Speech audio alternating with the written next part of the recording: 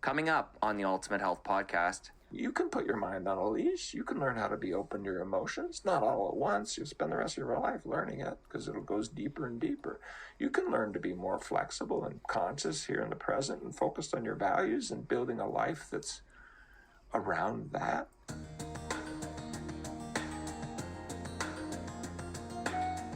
Hello and welcome to the Ultimate Health Podcast, episode 444.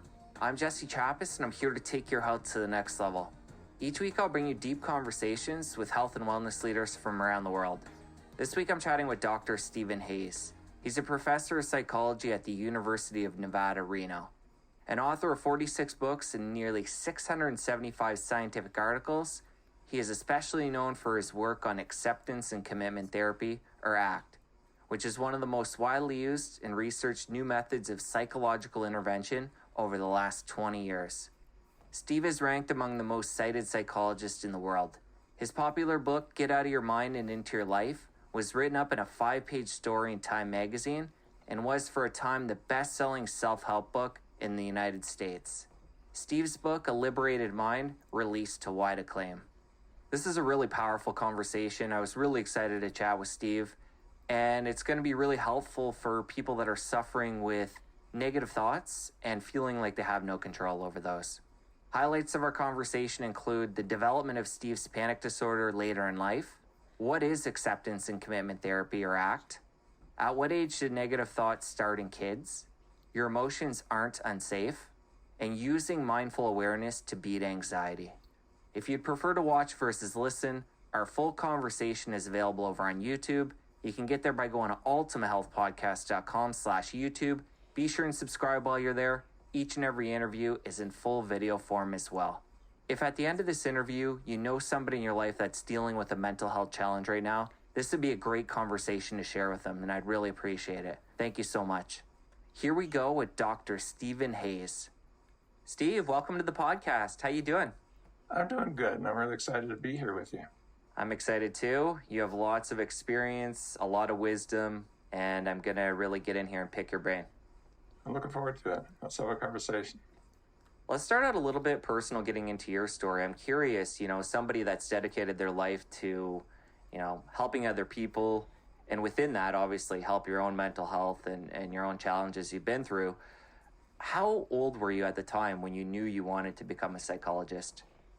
I was in high school, actually, and I got to it kind of logically, but underneath, looking back, is because in my home, I think like a lot of psychologists, I'm looking around going, oh my goodness, because my mother had OCD and was depressed all the time. My dad was a really hard drinking Irishman and a lot of anxiety. It wasn't obvious to me. At the time, it was anxiety. I figured out later that it was.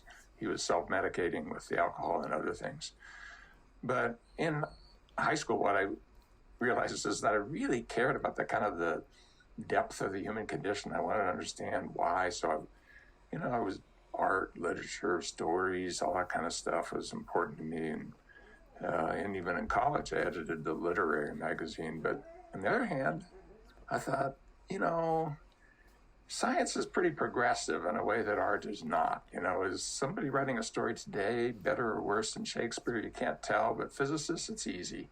So maybe it would make more sense, but how could I possibly do that? And I stumbled across psychology, said, by golly, that's a pretty good combo. You can maybe do both. And I never wavered. So from 15, 16 years old to I now 73 years, I've never wavered. This is what I want to do. And it is true, as things unfolded, I realized how much that was linked to the pain that I saw around me and the pain that I would find within me. But, those personal motivations fit with an intellectual idea that the world needed something. I actually have a little motto of the society that I've now helped develop and so forth, creating a psychology more worthy of the challenge of the human condition. It's kind of been my personal mission. So at age 15, 16, you decide this is the route you're going to take, and you mentioned the mental health challenges your parents suffered from, OCD and anxiety. At that time, were you suffering yourself at all? I was just stumbling through it as a kid and avoiding that as much as I possibly could. But some of that avoidance spilled over into avoiding it even within myself. And I think the model that I